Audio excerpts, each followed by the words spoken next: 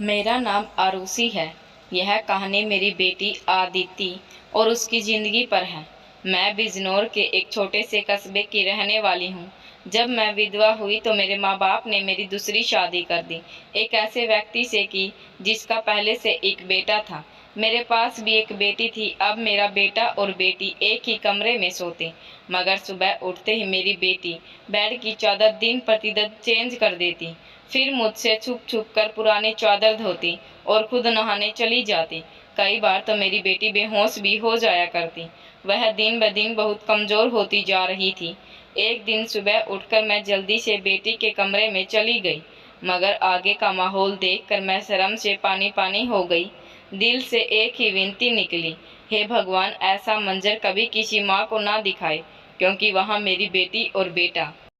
मैं शादी के 2 साल बाद ही विधवा हो गई। उस वक्त मेरी उम्र 18 साल थी, क्योंकि मेरे माँ बाप ने मेरी शादी 16 साल की उम्र में कर दी।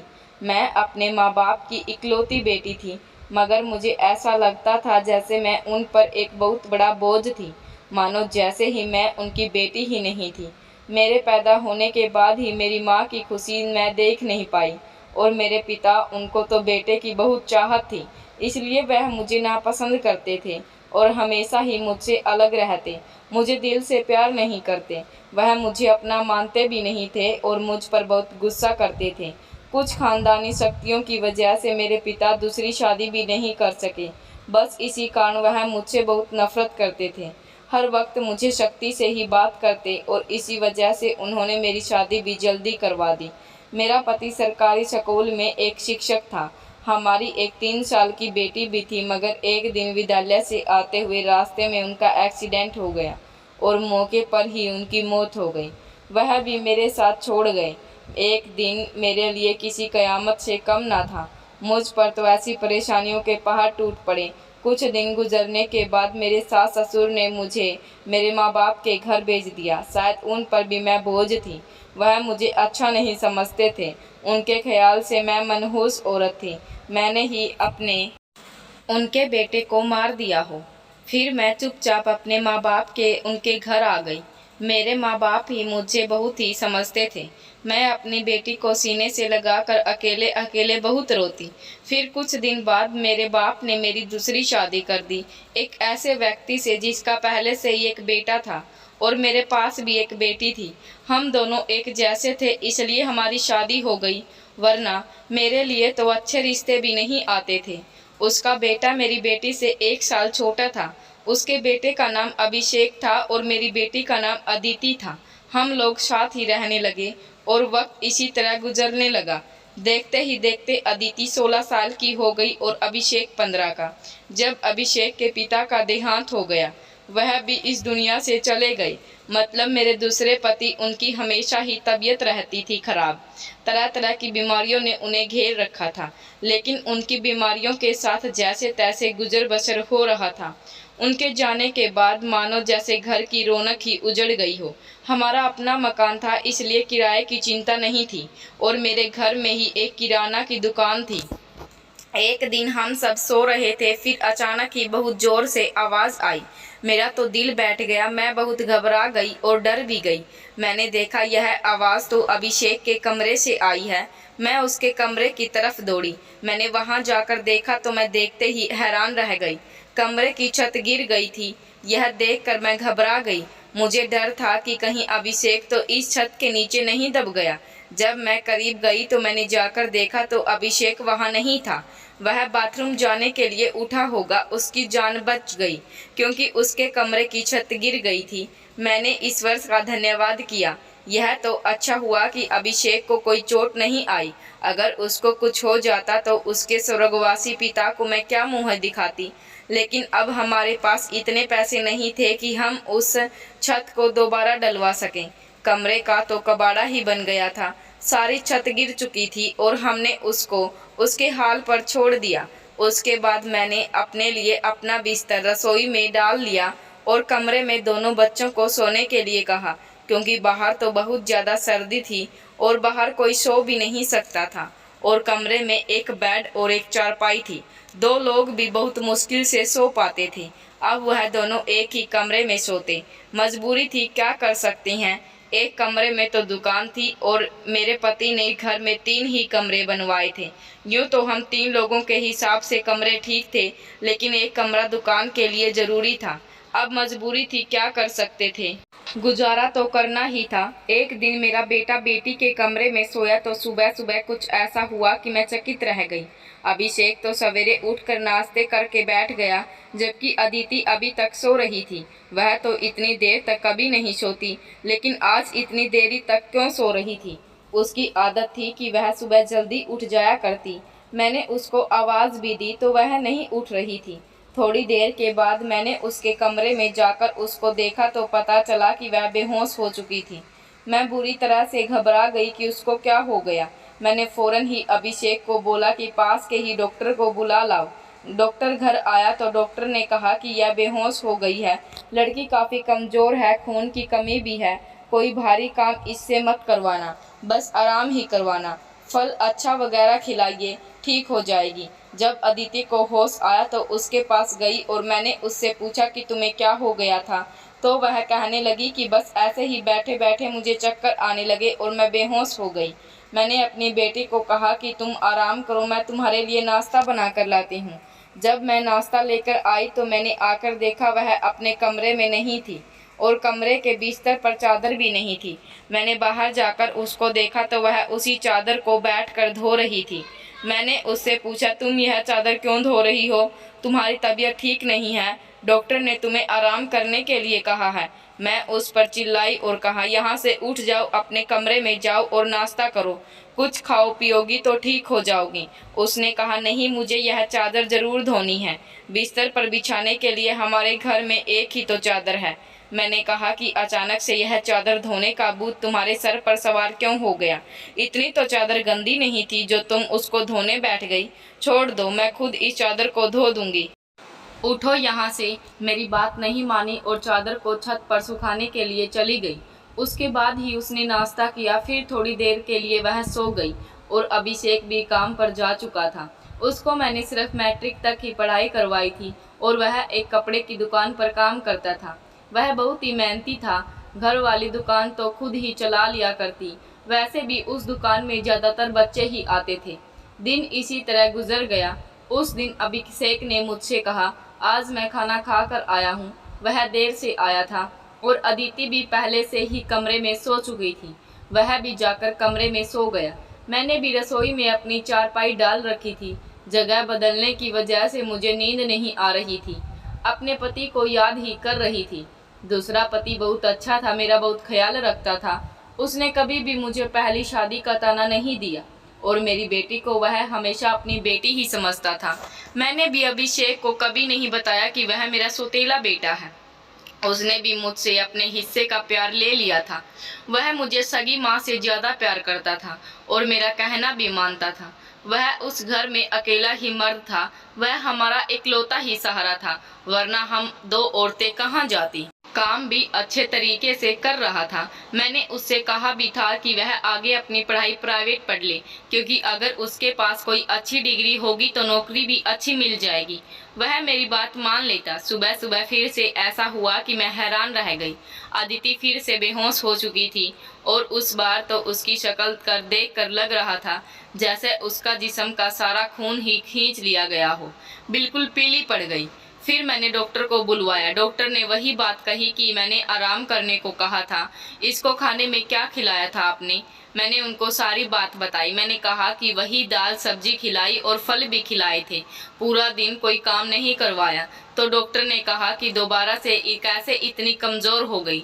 आप इस बात को सीरियस भी लीजिए, नहीं तो आपकी बेटी की जान को खतरा हो सकता है, क्योंकि इस तरह से अचानक बेहोश हो जाना और कई घंटों तक बेहोश रहना कोई मामूली बात नहीं है। डॉक्टर ने सख्ती से सारी बात बताई और कुछ देर बाद वह वहाँ से चले गए।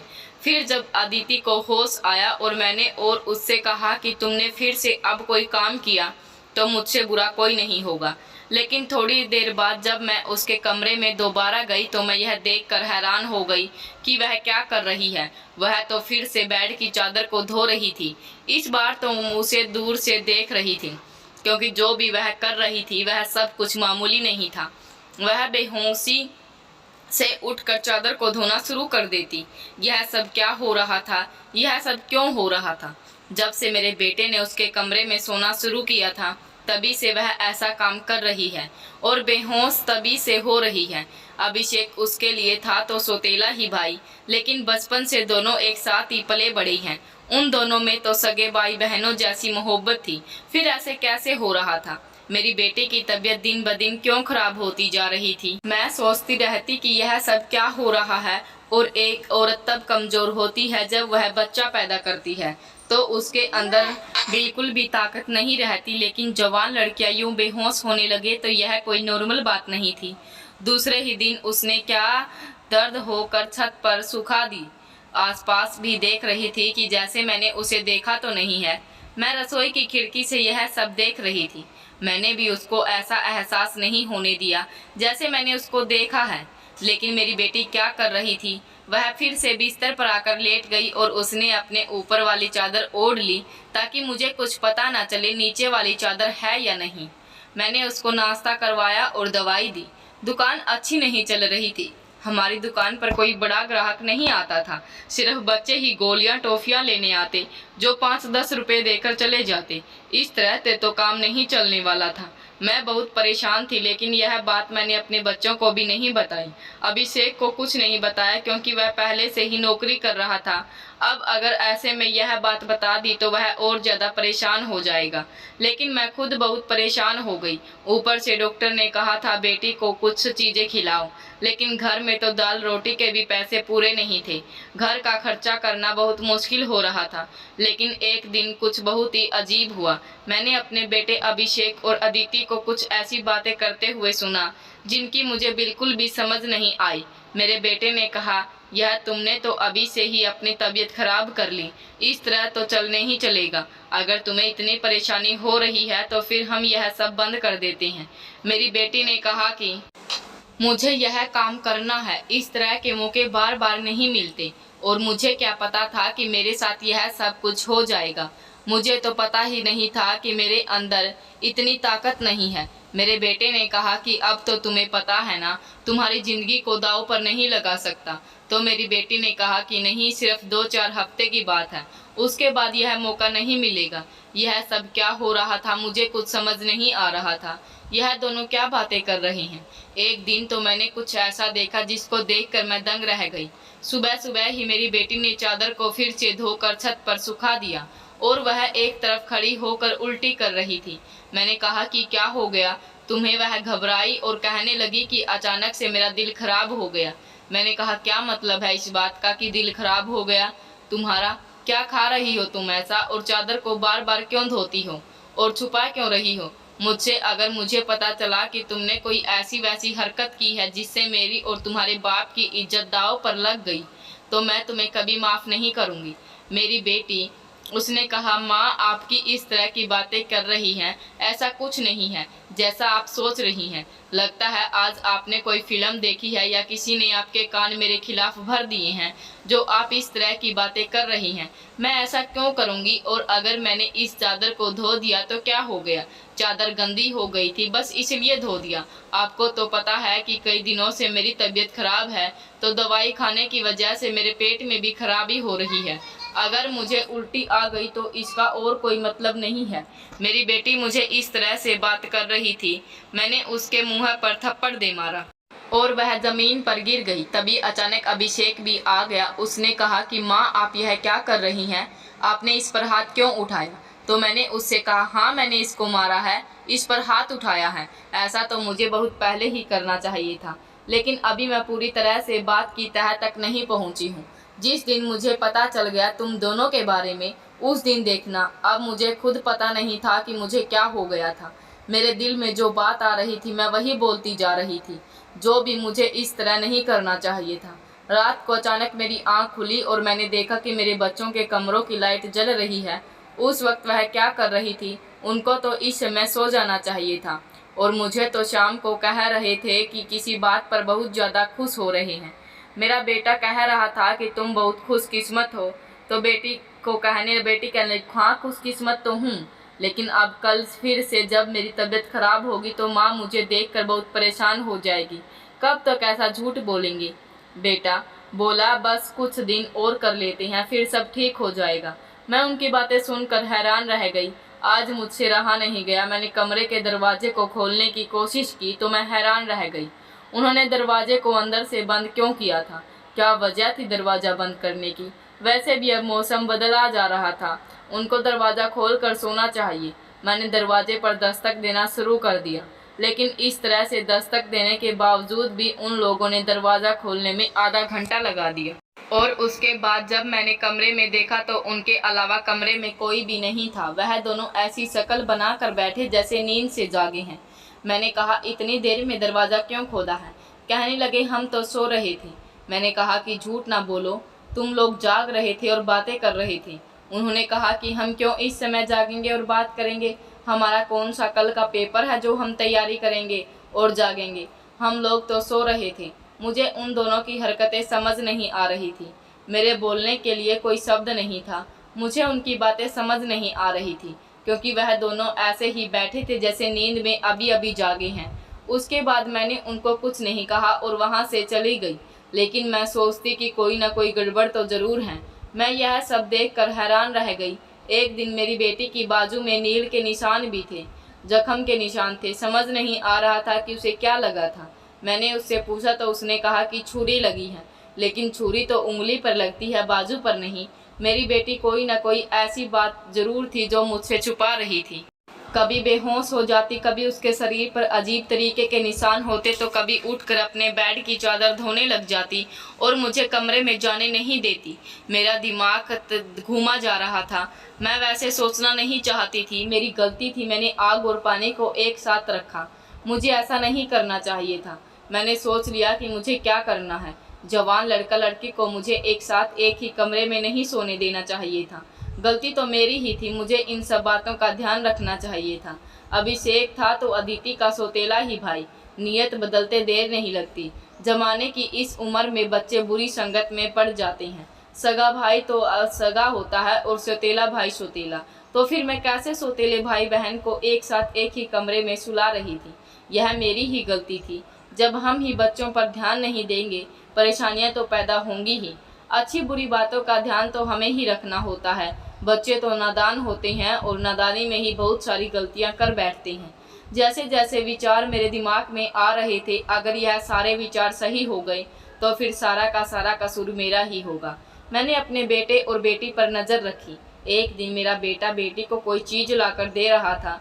मैं छुप कर उनकी बातें सुनने लगी। उसने कहा कि यह दवाई है तुम्हारी इस परेशानी के लिए, यह दवाई ले लो, सब कुछ ठीक हो जाएगा। उसने मेरी बेटी को छुपाकर वह गोलियां दी। मैं परेशान हो गई, यह किस चीज़ की गोलियां दे रहा है? अगर ऐसी क्या बात है जो परेशानी यह दोनों हल करना चाहते हैं और उसके बारे में मुझे नहीं पता। यह दवाइयाँ कुछ अजीब सी लग रही थी। मेरी बेटी ने यह दवाइयाँ ली और दुपट्टे में छिपा ली। बेटे ने कहा कि रात को सोने से पहले खा लेना, तो फिर अगले दिन तुम बेहोश बिल्कुल भी नहीं होगी। और 2-3 दिन तक तो मेरी बेटी वाकई बेहोश नहीं हुई और उसके बाद शायद उसकी यह गोलियां ख़त्म हो गई। एक दिन फिर से वह बेहोश हो गई। मेरा बेटा भी घर पर नहीं था, इसलिए मैंने आज फ़ायदा उठाने के बारे में सोचा। मैंने वह चादर बहुत ही होशियारी से बेटी के नीचे से खींच ली और उसको तरीके से तैयार करके अपने कमरे में ले आई। मुझे खोल कर देखना था कि इस पर ऐसा क्या लगा होता है जिसकी वजह से मेरी बेटी सुबह उठते ही उसे धोना शुरू कर देती है और यहाँ तक कि अपनी बीमारी का भी ख्याल नहीं करती। जब मैंने चादर को खोल कर देखा तो पहले तो मुझे कुछ नज़र नहीं आया, लेकिन जब मैंने ध्यान से देखा तो देखकर हैरान रह गई कि उस चादर पर सफ़ेद बाल थे और पूरी चादर बालों से भरी हुई थी। मुझे समझ नहीं आई कि किस चीज़ के बाल हैं, क्योंकि यह बाल बिल्कुल सफ़ेद थे और छोटे छोटे बाल थे। मैं हैरान हो गई, लेकिन मुझे यह बात समझ ना आई। मैं सोचती रही कि यह सब कुछ क्या हो रहा है। मेरे बेटे और बेटी की हरकतों पर नज़र रख रही थी, इसलिए सारा कुछ अपने दिमाग में सोच रही थी, लेकिन मैं किसी नतीजे पर नहीं पहुंची जब तक मेरी बेटी को यह पता चल ही गया कि चादर मैंने देख ली है। वह मेरे पास आकर बैठ गई और कुछ अजीब सी घबराई हुई नज़रों से देखने लगी। उसके बाद मैंने उसे पूछ लिया कि क्या बात है, क्यों परेशान लग रही है। तो उसने कहा कि मैं बाहर चादर देख कर आई हूँ, वहाँ तो मैंने धोई हुई डाल रखी है। यह कहकर वह मेरे पास से जाने लगी तो मैंने उसका हाथ पकड़कर उसे रोक लिया और मैंने कहा कि सब कुछ देख चुकी हूँ मैं। उस चादर पर जो भी लगा हुआ है मुझे बता दो, यह सब कुछ क्या है? तुम मुझसे क्या छुपा रही हो इतने दिनों से? मैं बहुत परेशान हो गई हूँ, मेरे दिमाग में बहुत ही बुरे विचार आ रहे हैं। वह मेरे पास बैठ गई और फिर मेरी बेटी ने मुझे ऐसी बात बताई कि मेरे कदमों तले से ज़मीन निकल गई। मेरी बेटी ने मुझे बताया कि माँ, जैसा आप समझ रही हैं वैसा बिल्कुल भी नहीं है। दरअसल हमने देख लिया था कि इस घर के हालात अच्छे नहीं चल रहे, घर की दुकान भी नहीं चल रही और भैया भी कुछ खास पैसे नहीं कमा रहे थे, लेकिन हमें ऐसा कोई काम नहीं मिल रहा था जो हम लोग कर पाते। फिर भैया के एक दोस्त ने उसको एक काम दिया। दरअसल उसने कुछ बहुत सी नस्ल की सनकी बिल्ली के बच्चे रखे हुए थे जो कि 3 से 4 की तादाद में थे, लेकिन उनको संभालना उसके बस के बाहर था।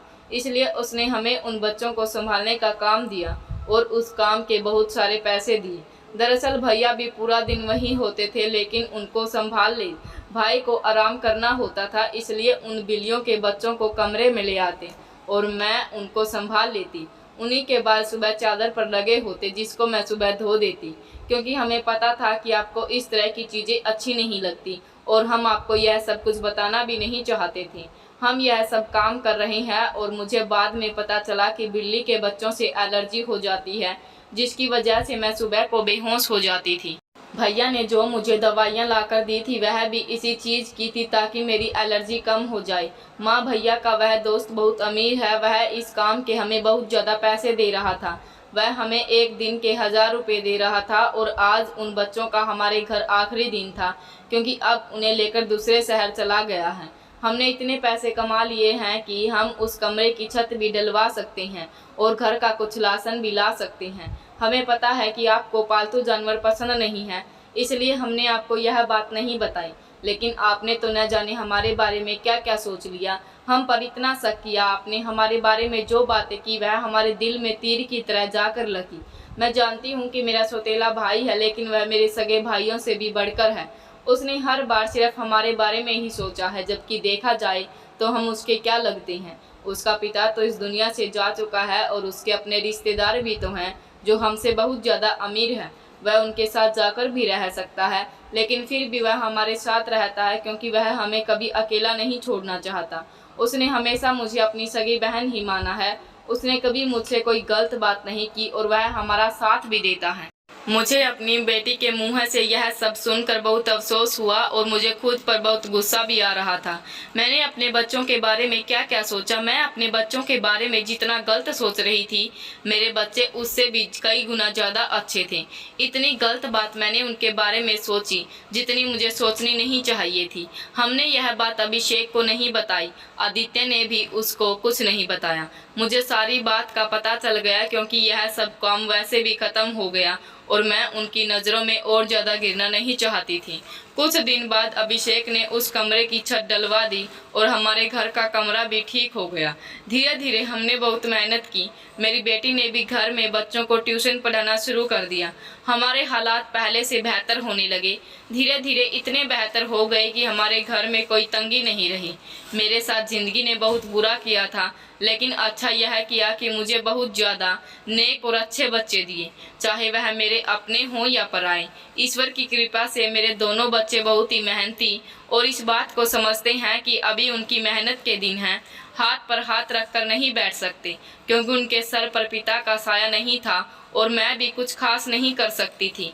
इस बात का उनको एहसास था और यह एक बहुत बड़ी बात है। आखिर में मैं आप सबसे इतना कहना चाहूँगी, जो ऊपर वाला चाहता है होता वही है।